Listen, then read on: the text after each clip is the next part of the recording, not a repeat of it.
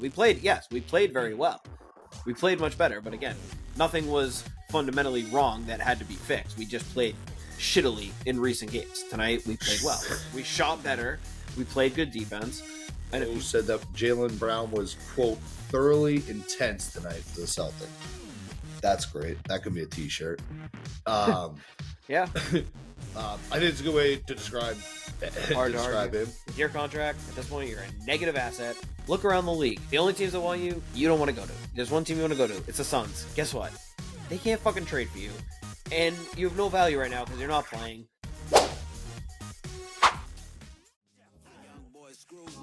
Strip the bolts on them. Should've never sent them to pick up the work for them. Sprayed the park and had my shit inside the car. Marcus Smart boy was shooting with a 36 on him. Said if he wasn't in the rush, that all right. Greetings, Chudlings.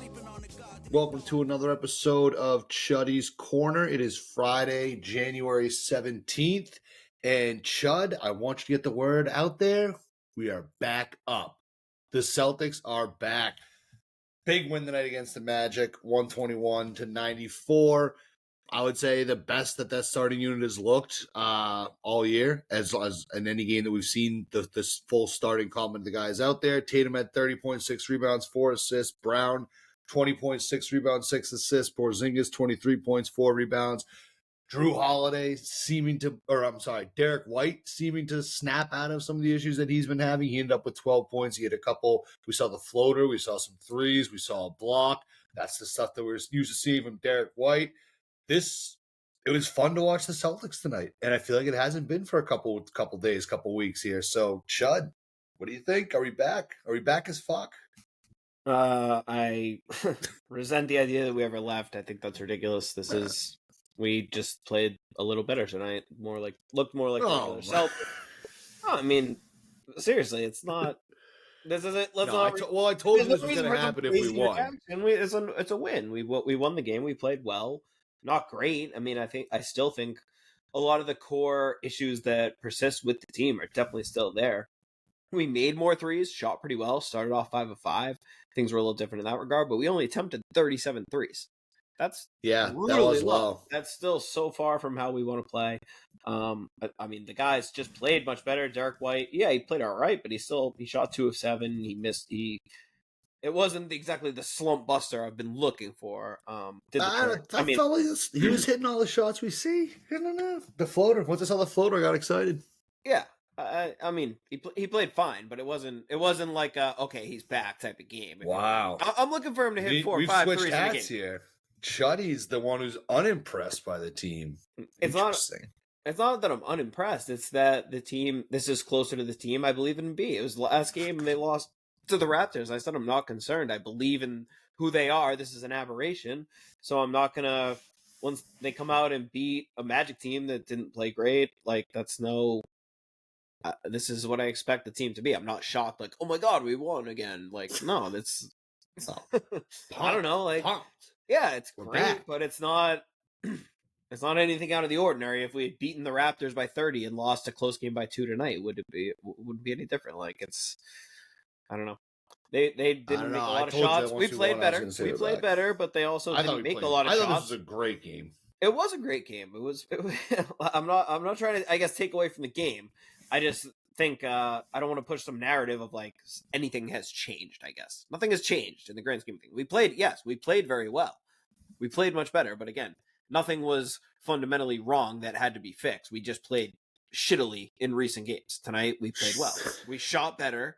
We played good defense, and a few things went our way. Much better. And the Magic didn't. What the Magic shoot 5 of 30 on threes, and some of that is defense, but we've just been playing teams that are fucking shooting their tits off. So. It's a bit of water finding its level. It's nice that we got our tits shot off tonight. 100%. And then we're due for it. But again, we shot, 16 of 37 or something? A really high percentage, but... 17 of 37, 46. So that is a low number of threes, but though. It's still not like... I think we shot 33 the last time we played the Magic, too. Aren't the Magic, isn't that what they do, is they kind of force you off the three-point line, though? Yes. No. And the Magic are a very good defensive team. Again, I'm not upset about this performance. I just don't think this is a performance to react to, oh shit, we're fucking back. If we had scored 145 points and shot, 25 of 55 threes, then I'd be like, oh, okay, you have my attention. I just think, we played really well. We played good defense. They couldn't buy shots, and we shot pretty well and played well. Like I said, I'm not coming in here to diminish the performance, but it's just over the course of the season, this is like for where I expect the Celtics to be, this is like a 7.5 out of 10 game. Last game against the Raptors was probably like a 1 or a 2. So it's a big improvement on that, but it's not. There's no reason to get over our skis. Again, we won the championship. We don't have to go out and prove it. And if you saw, I don't know if you heard Dark White halftime interview on the broadcast, Abby was kind of said something like, she's like, that was a sick half. Like, did you feel like you just like proved something or something? He's just, God, no. That's a he was like question. that. He's like, that was. I mean, that's a crazy that's not question. exactly what she said, but it was something like, did that, whatever. And he's just like, that was a half of a basketball game. Just kind of shrugged it off. I was like, yeah, we just won the fucking championship. You think we have to come out here and prove a message against the Magic? Like, if they had come out tonight and laid an absolute egg and lost by, I don't know, 15 points, it would suck. Oh my God, I'd be absolutely insane right now. I'd be sitting here saying they're still in the slump. They're still playing shit. They're playing shitty. They're still in a slump. It sucks, but again, they're not. This doesn't change who they are or what I think of them unless something fundamentally changes, and it's like. So okay, we're going in circles. We're spinning around. We're spinning around here. I would say I did think that some things did change. I felt like the substitution patterns were a little bit different tonight than what we've normally seen. Tatum came out earlier in the first, which he really hasn't come out much at all in the first this season. And I just thought overall there was just different rotations. We saw Kata got in there, not for like a lot of minutes, but he got some run there. Yeah, we kind of got away from like always having a double big lineup out there today, which like I was saying last week or last episode on the pod, I'm kind of like not sure if like we need as much double big as we've been doing. Joe said he was kind of trying to find different identities, but it definitely did feel like there was some things that were being done differently tonight. So when they win a game by over 20 points, because it changes when it's been a couple weeks of like what the fuck is going on? Like it's kind of like, okay, well this is maybe like we're tweaking something a little bit, and it's good to see that kind of have instant results. I think do you agree about the rotations and stuff? The Tatum substitution pattern I think is notable because the non-Tatum minutes have been weird, and that's like a more macro potential issue. But so for them to switch that, for him to basically, like you said, pull him. Instead of getting his rest at the start in the first half of the second quarter, he's basically resting the second half of the first quarter tonight. So I don't know. We'll see if that's the thing. It's one game, like nothing to overreact to. I don't think that was like the difference tonight or whatever. That was notable. The other thing, like, again, it's also one game, and we've seen games where Kata gets minutes, Kornet gets minutes. Like we've kind of talked all year how we'll change things up. So I don't think that's anything crazy either in terms of the difference in the bigs specifically. I think part of that has to do with the Magic just as a team where they play guys like Banchero, Isaac, who are bigger wings. Pataza was out tonight. Their starting center, Mo Wagner, is out for the season. Their backup center. So they're on Wendell Carter Jr., who's their, I guess, like backup power forward. Like he's a big man, but it's not like they have some imposing lineup. And I feel like we can't really react to this much until we see tomorrow because there's the first night of a back-to-back, and it's very interesting. Al and Kristaps both play. So are they both going to sit tomorrow, or is that part of Kata getting minutes because they all kind of played lower minutes and, like you said, less double big? So are we going to see? I think I just got an update actually as we started taping that Mazzulla said he was uncertain on Porzingis and Al, so not ruled out. Which is again, Al, just a change. We can put to the bank that Al's not playing tomorrow. But it's just interesting that he's not. It's interesting that he's not saying that. Yeah. He said they're uncertain, which is it's just a change. And I feel like you said, the rotation was a change. But we'll see if that's a reaction to looking at this Magic team and being like, these guys play a ton of wings. We're not really worried about them banging us up in the paint. Versus like, tomorrow night, we're going to bang with Okongwu, who we just saw from the Hawks, who got 21 rebounds, 22 points again the other night against the Suns. So like the Hawks kind of have big men. We've seen with Capella, Trae Young, that alley-oop game. I don't know. We'll see. Again, I'm not saying it is, but it just, I wouldn't be shocked if it is a strategic thing, something to do with schematics for tomorrow night. Either way, I think we'll be able to speak to it. But on the surface, like, I'm not taking much away from this, I guess. Yeah, that part of the rotation. I mean, that's a good point. That's a good point with some of the rotation stuff, and especially the fact that there wasn't as much double big is that maybe it is that because, like I said, I would be stunned if Al played. But KP playing a back-to-back, I mean, we know about his injury concerns, but at the end of the day, he is still like 28, so it's not crazy. Porzingis, is he that 28? I don't think that's true. I always thought Porzingis is younger than I thought he was. What do you think he is? At least in his 30s. Let's see here. He's 29. All right. 29. Yeah. Which means he was probably 28 when I looked that up last time I thought it's about it. It's definitely possible, but I wasn't lying. Okay. Yeah, but I don't know. So, well, it certainly feels like maybe they're both out. Yeah, closer to the end of his career than a 29-year-old would. And maybe they're both out, and that's kind of I had Kate out there for a little bit today, just so Kate is kind of not coming in completely free from Kate because I feel like he hasn't played. Yeah, well, that's the thing. Lately, when I saw that too, I could totally see them both being out, and Joe just being like, "Yeah, we're just gonna go try to win a game with Cornette and Keita because why not? Like, because fuck yeah, because we want to embrace that type of challenge, that type of difficulty, right? Exactly. I'm purposely handicapping our chances by limiting both of our big guys, just because. Hey, gotta do what you gotta do. Tatum and Brown too. I thought both at different points of the game kind of took over and made their mark on it. Tatum in the second quarter, I think he had 15 points in the second. Jalen had 13 points in the third quarter, and I feel like that was kind of a moment too. The second half has been a big issue for the team over this last 14 to 15 game stretch. That was where I was a little nervous. Jalen kind of, I think they went on they got the lead, cut it down to like 15, so they didn't really cut it down too much. Then I feel like Jalen kind of went in his thing, and we just kind of blew the lead back up over 20 and never really looked back from there. So just good to see those two guys, kind of getting themselves going. I think that I just saw a quote. Joe said that Jaylen Brown was, quote, thoroughly intense tonight for the Celtics. That's great. That could be a T-shirt. Yeah. I think it's a good way to describe him. Yeah. So what did you mean? Porzingis, I feel like was just doing it all night, but those three all had a great game. Yeah, definitely. Yeah. I mean, that's part of it. But again, it's not like anything crazy. It wasn't like, Tatum's good, not amazing. Brown was good, not amazing. They scored, 30 and 20 points, which is great. But, I just thought they were more good than whatever. And again, last game was a terrible Jalen game, but we talked about burning the tape for a reason, because it's not, I think I saw a lot of people saying like something's wrong with Jalen. And again, I think that was an overreaction. It was one bad game.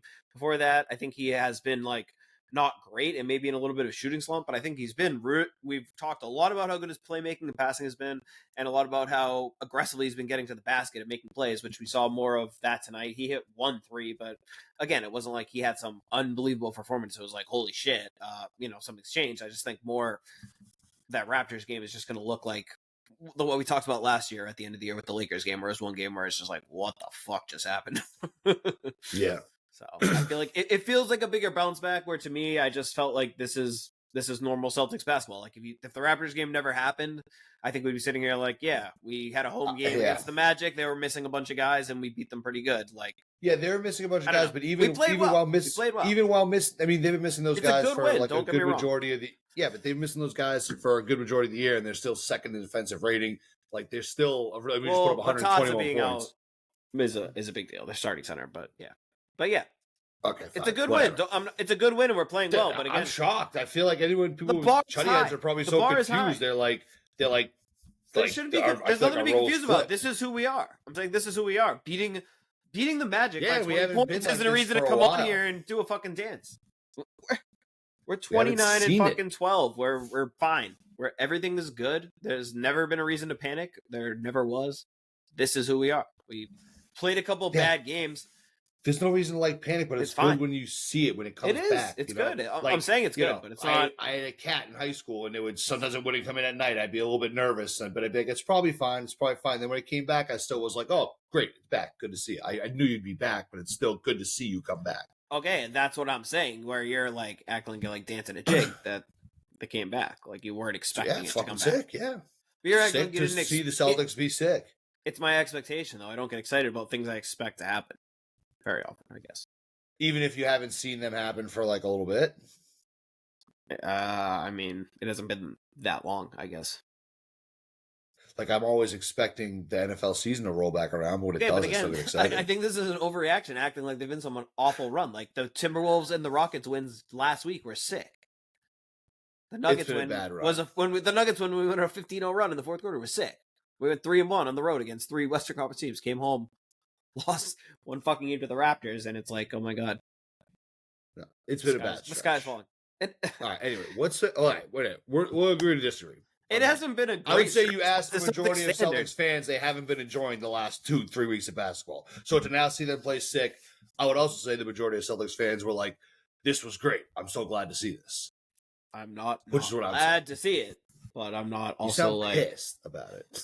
no. I'd say this You is sound heated. it's a privilege to get to watch this, and if you're getting pissed off by a couple of weeks where we go 7-7, that's on you. Like it's not we're spoiled with what we get.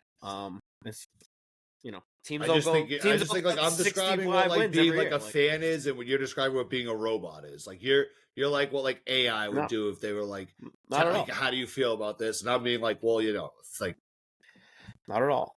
Not at all. Not at all. Yeah. They're kind of being a buzzkill. It's not a buzzkill. I just think it's great. You're acting like they're 500 on the season, and they just went out and beat the Thunder by 40 points. Like they're 29-12 on the season. They've been 500 in the last 14 games. It's not like they've gone on a 2 Yeah, that's not 15 good. stretch. That sucks. That's shitty. That's not fun to watch. It's not fun every other night when your team loses a game and they play like assholes. So for a game where they come out and crush a good team, that's a good thing. I'm happy about it. It is and a no good one's thing. going to tell me I shouldn't It's a be good happy thing, and I'm about not it. unhappy. I'm just not. I'm not. It's nothing You're unexpected. like happy shaming.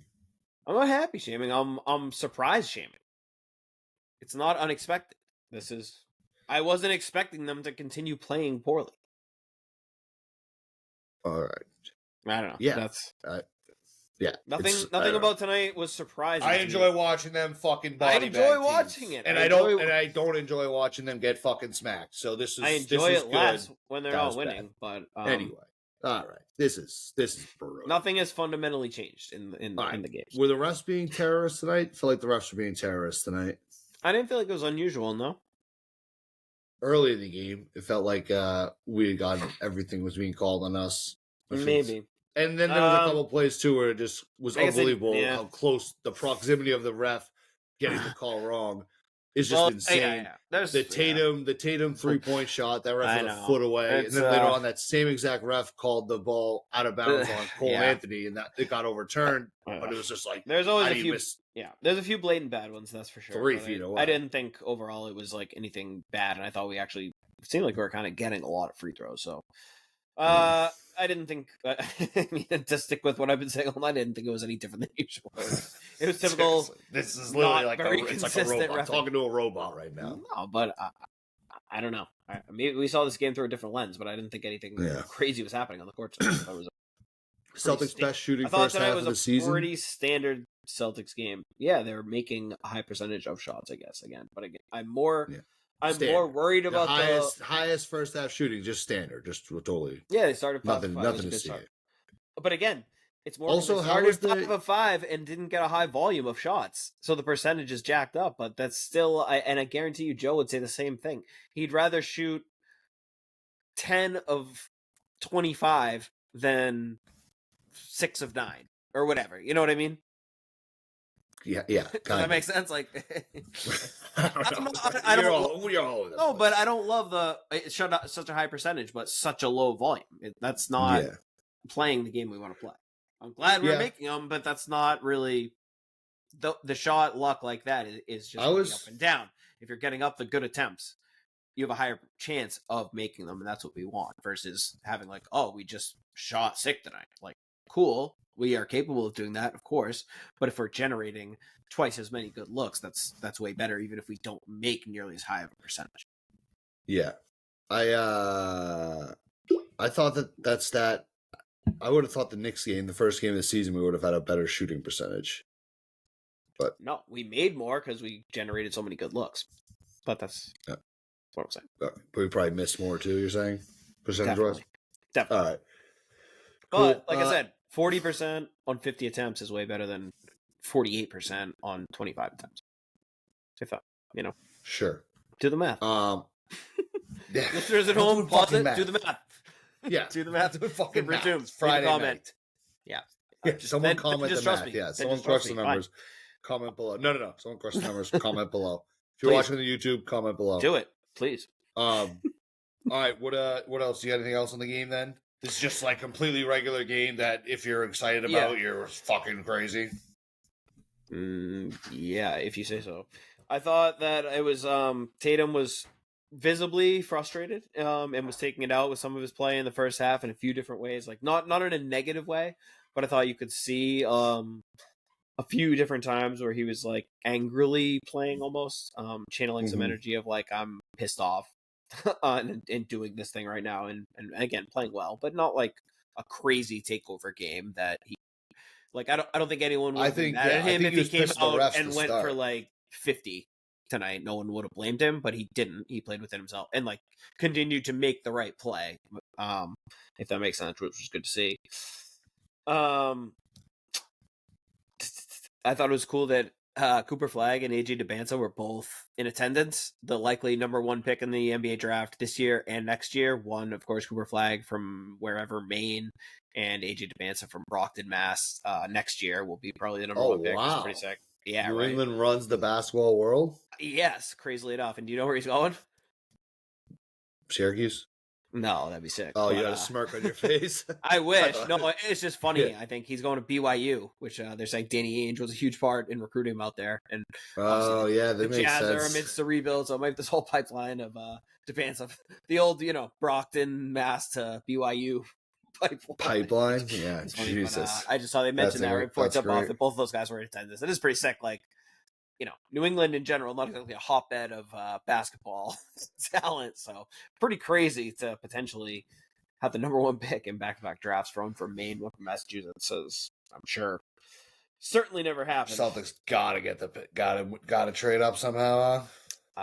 Yeah, or just hope that they get disgruntled and ask out for the Celtics. Grow up Celtics. I think that's at least pretty normal stuff. So yeah, that was the only thing, but I thought that was real cool. Yeah, cool stuff. A little too much Duke on my TV screen for my liking, but well, they're at BC tomorrow night. I don't know why. Yeah. So that's why he's in town, obviously. But to interview the BC coach. Is he from Massachusetts? Shire or whatever? John Shire, Duke coach, but no, he's not. What did I say? BC? BC, yeah. No, I meant Duke. Anyway. Yeah, no, you're right. That's a very good call. I didn't like. I have enough room in my heart for one Duke personality, and that's Tatum. That's it. One Duke kid. He was only there for a year, so just don't like Duke. All right. Fair. What else you got? Should we give out our chains? Chuddy Chains. Yeah. No, I'm down to chain. All right, giving out the Chuddy Chains. Who's the hustle players of the night? Who is working the hardest? Who deserves our recognition? Who's first? You, me, or you? We don't even remember this. It's impossible to say. I think it might have been me because I was going to give away my chain, but I didn't. So I think it's you first today. If that makes sense. I'm fine with it, certainly, and I'm going to go right to the top on this one and go to Jason Tatum, who I think led by example, led with the toughness. I just alluded to his kind of like frustration and playing angry. Just went out there, straight business. Was making a huge impact on both ends of the court. Scored an efficient 30 points. Was rebounding the ball, dishing out assists, steals, blocks, this, that, the other. Had the highest plus minus of the team. Just exactly what you want out of your star player, out of your leader. Great to see against his young contemporary Duke rival, Paolo Banchero. So. Yeah, that's true. A lot of Duke, heavy Duke tonight. I hate to say, but I know that's what I'm saying. I don't like it. I don't like it, but I can't. It's too much. I'm not going to hide too much. Yeah, no, I'm not a fan. I'm going to go ahead and give mine to. I mean, I was kind of leaning a little bit towards Derek White, but I just think after I saw that quote from Joe where he said that Jalen was playing thoroughly intense throughout the game. Kind of hard not to give a Chuddy chain out. I feel like if we were designing a Chuddy chain, I feel like thoroughly intense in Latin would be like the words we'd like have on it. Like whatever thoroughly intense is in Latin. No, that's so true. As I was giving it out, it was on the tip. I was saying J, and it was on the tip of my tongue which one I was going to say. You could have gone either way. Yeah. It was so true, and 20 plus 24 plus 22, the two highest plus minus on the team for the two J's, which I feel like is like a good, like, your stars coming out and leading and just being like, take care of business tonight. We got this type of situation. Penitus intensius. That's good. Okay. That's thoroughly intense in Latin. If we make a Chuddy chain, we're throwing that on there like with like an eagle on it or something. I'm into that. Okay, cool. So yeah, so the stars, the Jays getting the Chuddy chains tonight. Well deserved stuff. Very. All right, we'll take a little trip around the league. Before we do that, shout out to the sponsor, Nick Perino Real Estate. Make sure you check out nickperino.com. That's NICKPIRAINO.com for all of your real estate needs. He's got you covered, big, small, anything you need. He'll get it done, guys. Such a sicko when it comes to real estate, and I mean that in a good way. Just all about it. So into it. He'll get you in every house. He got us in our houses. He goes to the mattress to get things done. So check out nickperino.com. Longtime sponsor of Chuddy's Corner. We love Nick. All right, what's going on? I got a couple things, but I'm sure you got most of them covered. So anything you don't cover, I'll bring up. Yeah, just not. Can we start with Jimmy, actually? Of course. We'll start there. So, I mean, first of all, to me, this whole thing is so, like, hilarious because the report, if you haven't seen, came out yesterday, leaked by Kevin Love, of all people, on his Instagram, basically saying that Jimmy met with Mickey Harrison and came out of the meeting saying, like, he's back with the Heat, he's going to play, blah, blah, blah, whatever. Then he makes it even more ridiculous, tweets out the Michael Jordan fact screenshot of the I'm back, tweets out himself with the 45 Jordan jersey on. Just give me a fucking break. This is so pathetic, corny, so embarrassing, and so also transparent. Where, first of all, like, for anyone who's an idiot enough to believe anything about this is completely genuine, I'm sorry, but this is what's actually happening. They sat down and they said, look, you aren't half as fucking valuable as you think you are. With your contract, at this point, you're a negative asset. Look around the league. The only teams that want you, you don't want to go to. There's one team you want to go to. It's the Suns. Guess what? They can't fucking trade for you. And you have no value right now because you're not playing. You're 35 years old. You want to sit out? Fine. But Jimmy caved. He can say whatever he wants on this. He can spin this however the fuck he wants. Jimmy quit on the Heat. He acts like he's this hero of the Heat, blah, blah, blah. No, he quit on them straight up. He can't put the toothpaste back in the tube. And any Heat fan who falls for this is an absolute sucker. He wanted out. He quit on the fucking team. He realized that there's absolutely no market for him. He's 35 years old, and he's not getting the contract he wants, and he has no leverage. This isn't 10 years ago with the Bulls or the Timberwolves or the Sixers or whatever fucking else team he quit on before. This is a new chapter, and he's not going to get his way, and he's like, oh, shit, I actually want to get paid. So now he tucked his tail between his legs. He's going to go back, and he's going to play, because that's the only fucking choice he has. He's not getting his way. They're not sending him to Phoenix. They can't send him to Phoenix, and it seems like he doesn't want to go to the other teams that want him because, I don't know, he doesn't want to live in a city that isn't whatever. Like, I have no idea. Isn't like one Who of the knows what Jimmy cities, wants at this point, like, really, other than clearly to get paid. And he, I think, has finally got some sense smacked into him that going about business the way you are currently, you're not in your prime of your career elite player. At this point, you're washed up. The league has passed you by and forgotten about you. And, like, nobody's waiting for you. You play this game and hold out for 2 years, you're going to be out of the league. So he doesn't want that. He wants to pick up another max contract, and he knows that the only way at this point he has to go out there and prove that he can still play worth a damn. And that's what he did. He tucked his tail between his legs. He went back out there. He was on the court tonight. He looked fine. He wasn't, I wouldn't say he was being detrimental to the team, but I also... His conduct wasn't detrimental? His conduct, I would not say was detrimental, but it also wasn't instrumental, per se. They lost handily to the Nuggets. It was never a very close game. He had 18 points, 3 rebounds, 2 assists, 7 for 15 from the field. So, yeah, I mean, it was like a very 11, but the whole team, they got crushed anyway. He was just kind of out there. Playing fine, not good, not bad. You just absolutely cooked his ass. I feel like I don't even know how much I have to add. I just see people being like, playing like, yep, Jimmy, like, oh, that's Jimmy's back. Like, no, he's not back. No, he got some. His agent was like, dude, he's a corn. You want to get paid? Corny. Get your ass out there. He's corny. He always has been. This is I again did see much like the Celtics game tonight. This is nothing new. I Exactly did who see a he great always has been.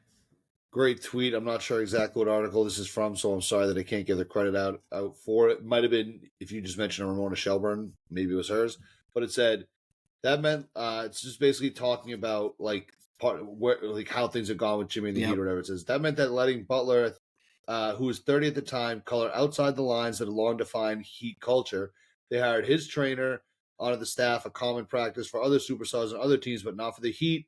He skipped team Christmas parties. He trolled the NBA media with eclectic hairstyles at media days. He was allowed to fly privately and stay at a different location than the team on road trips. And this is the real kicker. During the 2023 finals, sources said he stayed some 30 miles away at a mansion in Boulder, Colorado, while the team stayed in downtown Denver. That's insane. That last part is so insane. Like Heat culture is like a scam. That's so insane. You think? Fucking think it so? Dude, they got it painted on their court, and it's like I would be so like cringe, paranoid that someone would find that out. You're gonna paint that on your court and make it a whole thing, knowing that at any moment someone's gonna. How did no one already find out about this? That the guy is staying 30 miles outside of the city at a mansion away from the team during the finals. I mean, all this shit was known. Did you see the article saying there was I didn't even know like that. Kyle Lowry was sick of him. All those guys were left. It was like Max Strus was his friend. They all left, and he's like doesn't like this shit anymore. All this shit. Then Chris Haynes though was trying to carry some water for him. I don't know if you saw that report. Because he was saying that actually that wasn't true, and that the only games when he's been away from the team was when his dad was sick, and he was like staying with him, like going back and forth on a private jet to the hospital. So again, as we've I don't want to say, I don't know. Obviously, we don't know the case, so I'm not going to say that did or didn't happen. But Haynes is notoriously just the mouthpiece for like a few select players around the NBA. So, yeah, I don't know, but that story reeks to me to high heavens. So again, I think this whole thing is such a fucking facade. The way they went about it, the way it played out. And yeah, I don't know. So transparent. Like he was Haynes saying that his dad was in like Boulder during the finals or something, and that's why he was staying there. Yes. Interesting. He said, I don't know. Well, I don't have the exact thing pulled up, but he said that in his whole tenure, there had been 5 games where he didn't travel with the team in the whole time, and 4 of them were during the finals because of his dad who was sick. So I don't know I didn't know the city's part or anything like that, but I just had seen that report. So again, I don't know if that is true or not. Still, again, the whole thing, Heat culture from day one. The second his money comes into question, the second. He does the same played out trick he's done at every other team the second he doesn't like it, and basically just quits on the team and acts like a spoiled brat until he gets his way, and now he's not too old for that shit now. Teams have put up with that because he's good enough, so there's been a team that wants him, and right now there's one team that wants him and they can't fucking get him. So yep, that's the Heat update. We'll keep an eye on that. It sounds like tonight at least was trying somewhat, but that's great. Good stuff. What else you got? Our other favorite team, 76ers. Yeah. How can we? It's just, as the NBA turns between these two fucking teams, the latest now today, Embiid will be reevaluated in 7 to 10 days for his knee now too. It's not even that foot that was bothering him. They said the foot's okay, now his knee's fucked. It really is at the point. Like I feel like we're not too far from this going from funny to just sad, where it won't even be funny to make fun of it anymore. It'll just be like, we remember when Embiid was a player. Kind of, but that game's playing in the NBA. I mean, it's like the contract. Embiid's max kicks in starting next year. Just so you know, it's a super max extension that starts next year, fully guaranteed. Yes, they didn't have to give him that contract. They did.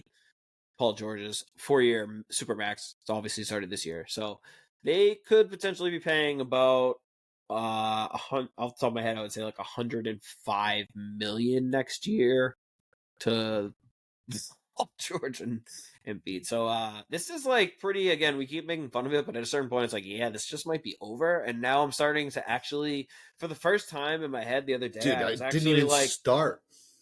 Well, no, but I'm saying for the first time in my head the other day, I was actually thinking of the ramifications, where I was like, I keep thinking the funniest outcome is basically the Sixers suck so bad but have to give up their pick if it's because it's top 6 protected. So I was like, the funniest outcome is obviously to get like the 7th pick. But then I started to think like they owe the pick to Oklahoma City. So like, fuck, do I really want the Thunder to get another like top 10 pick? I don't know. Yeah, so that now is- I'm like, that I is don't, the I don't tough even know. spot. Like, yeah. So as funny as that Wait, would so be, it's it would be if very they funny. finish. So if they finish what? Like, explain that one more time. It's Well, top they need 6 the pick. protected. If the pick falls in the top 6, they get it. So obviously that depends on the outcome of the lottery. But so they need to keep. They want to finish. They need. well, If their that's picks in the top why they're 6, in they such a get the tough pick. spot, because if they aren't gonna be good, they have to like Really start tanking. commit Yeah, soon. kind Yeah, of. yeah, yes, exactly. They can't be in the middle. They can't waffle. So if they have the They either 7th have pick, to- it goes to the Thunder.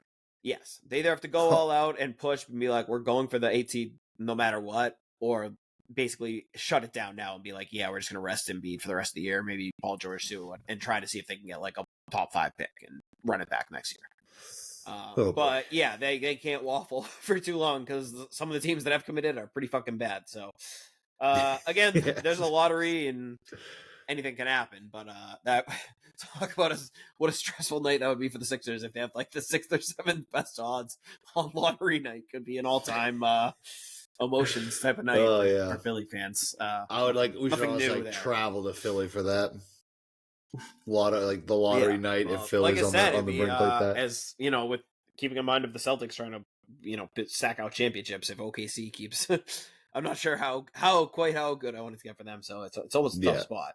So the funniest outcome I've come to terms is probably them deciding they're going to go all out to make the playoffs and then just like falling short. So they give a late lottery pick to the Thunder, but also like miss the playoffs. So it's probably the best outcome scenario. Best all around. Least likely, but the least likely scenario, I'd say. I don't think so. No, I say that's pretty likely. What do you mean? Players are they going to play with? They don't have anyone. They're all dead. Well, yeah, but also if you think about the East, you've got Washington, Toronto, Charlotte, and one other team that I'm forgetting right now, who are basically all the way tanking. So it's almost like you're going to have to tank really. You're already so far ahead of those teams that it would almost be hard to like catch up tanking wise. Oh, and Brooklyn. I think in the Nets, Yeah. So those 4 are like pretty established tankers. So it'd be tough for them to almost fall like that far at this point without just shutting everyone down like tomorrow. I mean, the Sixers are 2 games ahead of the Nets and the East, 9 bottom games of the East ahead is of bad. the Wizards, But right, and how far are they from the 10 seed, which is the end of the plan? Like not that far.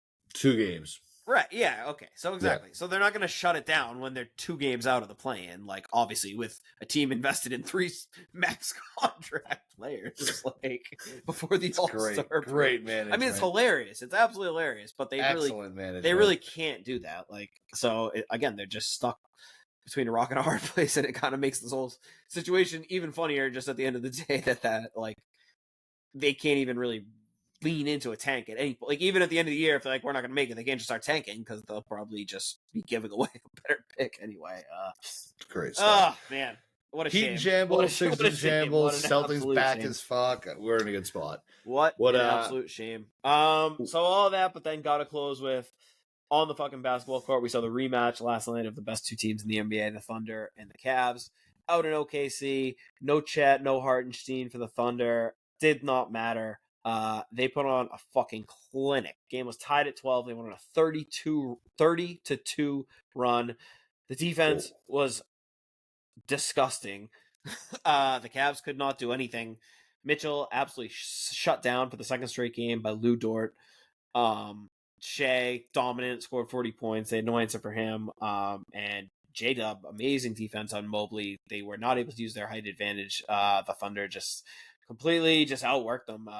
Really, really impressive stuff. They were up by, I want to say, like 45 points when they pulled the starters. So this was pretty unreal for teams that are, again, as good as they are to get whooped that bad, especially after the Cavs beat them last week and now the Thunder were missing key players since that game. It was like a holy shit statement to the league type of game. Vaulted. SGA is now pretty decently substantial favorite to win MVP, relatively speaking, where him and Jokic had pretty much neck and neck. And I saw today Shea had gone to like minus 340. So it's happening. That team's fucking good. And they still, again, we just talked about how they could easily have a top 10 pick headed their way.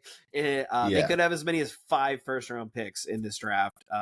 They obviously, but they wouldn't be able to take all those players, though. No, but it just goes to show that as good as the team is, if any, like, they want to go trade for a superstar, they have more picks to To trade do than so. any other team. And they picked Topic this year, if you recall, who had a torn ACL, who was arguably the best player in the draft, but they knew he was going to be out for the year. So they basically have a potential star redshirting who could already maybe be like the centerpiece in a deal. Might get another top 10 pick, could have as many 3 lottery picks, could have like 5 total first round picks. And it just gets better as the drafts keep going. So they have by far the best trade assets in the entire league. And that's not even to mention the good young players and depth they have on the roster. And they're doing all this without Chet Holmgren, who's arguably their second best player. So long story short, the Thunder are fucking good. Yeah. And it's not slowing down. They're neck and neck with us too. We're plus 250, they're plus 260. So it's basically a toss up between those two in Vegas. And I feel like going into the year, the one thing was like people thought the East was kind of weak and the Celtics were just by far on a tier on their own in the East, which has proven to not be the case because the Knicks are good and the Cavs are really good. And people thought the West was basically stacked, and it's kind of proven to be a bunch of like good teams, and the Thunder are the ones on a tier by themselves. So there's really no other team you look around and can say, I mean, maybe if the Mavs were like full strength, maybe if the Nuggets add a guy, but right now the Thunder are pretty in a class of their own in that conference, which is surprising, I would say, going to I think we all thought they were the favorites, but not like this. Yeah, no, they're absolutely dominating. What are they? 7 games up. So they're basically doing what we did last year. What about 70 games? Yeah, and they've been missing a key starter for every game. Yeah. All right. You got anything else, or should we check? Get over to. We'll do the rest. We had a back-to-back. The Hawks are coming to town. This is a good team. This is a team that defends like extremely well. We talked about they just said who's that guy that's just like a stealing machine with the, like Dyson Daniels. Yeah, honestly, great name for just because like the vacuum cleaner. I feel like kind of just like there's something there with like. Have you heard? He has 2 great nicknames too. Have you heard him?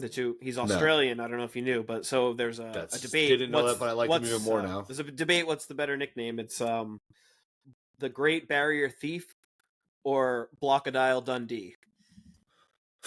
I mean, I think that's obviously Blockadile Dundee.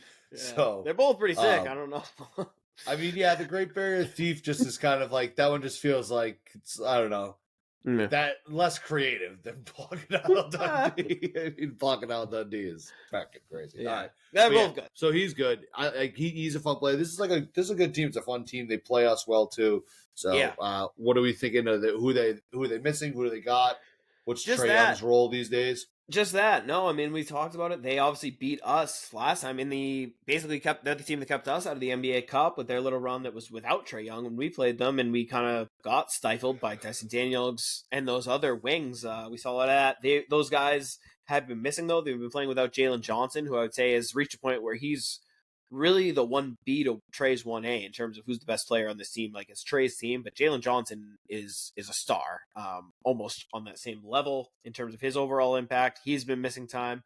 DeAndre Hunter, who was somewhat left for dead and viewed as almost a contract they'd be trying to move, is having an awesome year, shooting the ball well, defending really well, has been an amazing 6-man for them, another versatile wing. So it's really been those 3 wings alongside Trae, and then getting like a really good center to play with Trae, pick and roll game, defend the rim between Capello and Okongwu, who I think I remember shouting out earlier in this episode. He's been playing awesome lately, was dominant the other night. So this is a good team that plays well. We'll see if Hunter or Johnson are able to play, but either way, Trae should be in there. Okongwu has been taking his game to another level. Looks like a solid starting center in this league. And they're at least going to have some wing players in there. Bogdanovic has been back. He's another guy who seems to get fired up to play the Celtics. Always seems like he's yelling at our bench, hitting threes. So I'm expecting a good game from one of the teams I enjoy watching thoroughly. And I hope the Celtics are up to the task. Be very interested to see who isn't available for us. Likewise for them. Hopefully everyone's out there because, again, I think this is a good battle type of game where I know they get fired up to play us, and hopefully we will a little bit as they've had some pretty good success against us. It would be nice to see us kind of rise to the occasion, go out there on the second night of a back-to-back, try to prove a point against a team that I feel like we're almost destined to somehow see in the playoffs or something. Yeah, I'm excited for it. It should be a good one. Like I said, we'll see what happens with Porzingis. We'll see what happens with Al Horford. I bet the house that Horford's not in, but maybe we'll see Porzingis. Hopefully, they can kind of keep the momentum that they had tonight going. But yeah, the Hawks are a good team. This will be a good one. Appointment television. And if you aren't able to make that appointment, We got appointment Chuddy's Corner. We'll have a show for you tomorrow. This is a big. I think I was initially listed questionable for the back-to-back, but I think I'm going to play. I'm going to play through it. If KP plays tomorrow, it'll be good. Oh yeah, you better. You're either doing a solo pod or KP's playing tomorrow. Good grind. All right, so check us out. Check us out tomorrow. Make sure you subscribe to the pod. Make sure you follow us on social media at Chuddy's Corner. Follow him on Twitter. He's at King Chuddy. I'm at Doug_outs. Subscribe to the YouTube page. Subscribe to all of our all the other channels wherever you can listen to podcasts. Thanks to Nick Perino, Real Estate, and we will see everyone back here tomorrow. Take care. Peace out, Chuddy.